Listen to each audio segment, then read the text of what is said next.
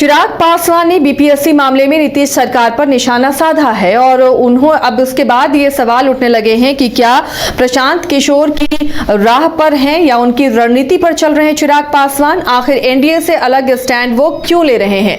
BPSC मामले पर जहां एनडीए यानी जदयू और बीजेपी की बात करें तो वो एकजुट है और उनका कहना है कि आयोग अच्छी तरह से अपना काम कर रहा है और इसे विपक्ष मुद्दा बना रहा है, लेकिन क्यों चिराग पासवान ने अलग स्टैंड एनडीए से लिया है। हमारे साथ जुड़े हुए हैं बिहार संपादक एस के राजीव। ये जो लगातार चिराग पासवान किसी मसलों पर बिहार सरकार से अलग राय रखते हैं, तो क्या ये माना जाए कि एनडीए से अलग स्टैंड, अलग राजनीति की कोशिश उनकी हो रही है ताकि जो आने वाला विधानसभा चुनाव है ज्यादा से ज्यादा वोट बैंक चिराग पासवान की पार्टी के साथ जुड़े।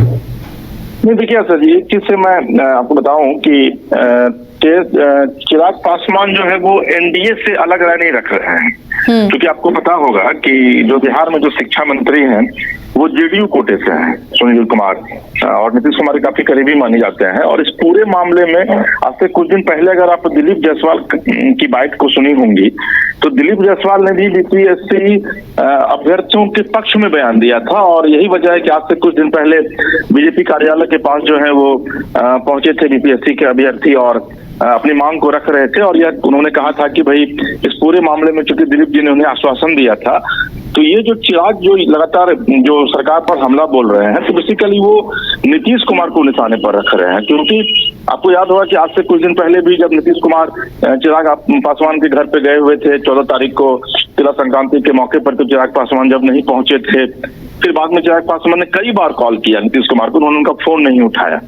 तो नीतीश और चिराग के बीच जो अदावत है वो पुरानी अदावत है, और इसी से आप इसको जोड़ करके देख सकते हैं। क्योंकि नीतीश चिराग को यह लग रहा है कि बीपीएससी के मामले पर अगर वो छात्रों का पक्ष रखते हैं या फिर छात्रों की तरफ से बयानबाजी करते हैं, तो आपको पता है कि बिहार में इस साल अगर आप लोकसभा चुनाव की बात करें तो लगभग 35 लाख युवा जो है वो युवा वोटर बने हैं।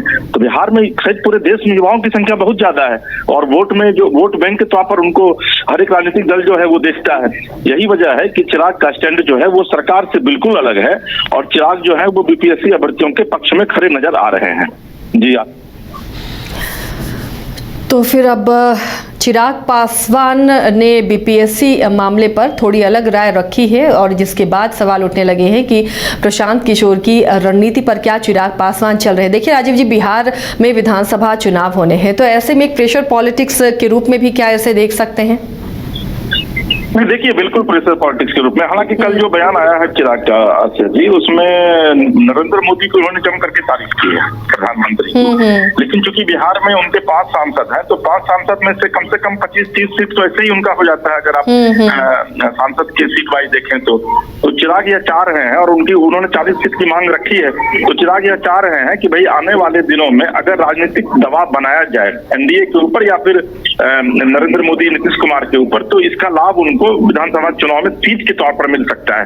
हालांकि ये थोड़ा प्रीमैच्योर होगा अभी कहना कि क्या कुछ होगा, क्योंकि अभी चुनाव में लगभग 8-9 महीने का वक्त बचा है और एनडीए अपने स्तर पर रणनीति बना रही है। लेकिन इतना तय है कि चिराग के इस बयान के बाद एनडीए में स्थिति थोड़ी सी निश्चित तौर पर असहज हो गई है, क्योंकि एक तरफ आपकी सरकार है बिहार में और दूसरी तरफ आप अपने ही सरकार को अगर निशाने पर टारगेट पर ले रहे हैं, अपनी सरकार को अगर आप घेर रहे हैं, तो निश्चित तौर पर सरकार के लिए एक स्थिति जो है वो असहज जो है वो बनती हुई दिखती है। जी आशा जी। चलिए, शुक्रिया राजीव जी इस तमाम जानकारी के लिए। तो बता दें आपको, बिहार में चिराग पासवान अलग राह पर बीपीएससी मामले पर नजर आ रहे हैं। तो अब आने वाले इस साल विधानसभा के चुनाव होने हैं, तो क्या ऐसे सीट शेयरिंग को लेकर, सीटों के बंटवारे को लेकर क्या प्रेशर पॉलिटिक्स के रूप में देखा जा सकता है, या फिर अपने वोट बैंक को मजबूत करने की कवायद में चिराग पासवान जुटे हुए हैं। विश्व स्तरीय मेडिकल सुविधाओं से युक्त रांची का देवनिका हॉस्पिटल, जहां है neonatal ICU, burn intensive care unit, modular operation theatre, 24/7 emergency trauma service, multi disciplinary ICUs, emergency care, MRI, CT scan, advance cath lab, fully automated path lab, echo, ultrasound, ultra modular patient beds और pharmacy. Devnika hospital and research centre, किफायती दर पर विश्व स्तरीय इलाज, ancillary Chowk, Tupudana industrial area, Ranchi. 5 राज्य, 61 शहर, 150 project और एक वास्तु विहार। नई सोच, नया घर, बनाए रखिए अपना प्यार, सेवा में है वास्तु विहार।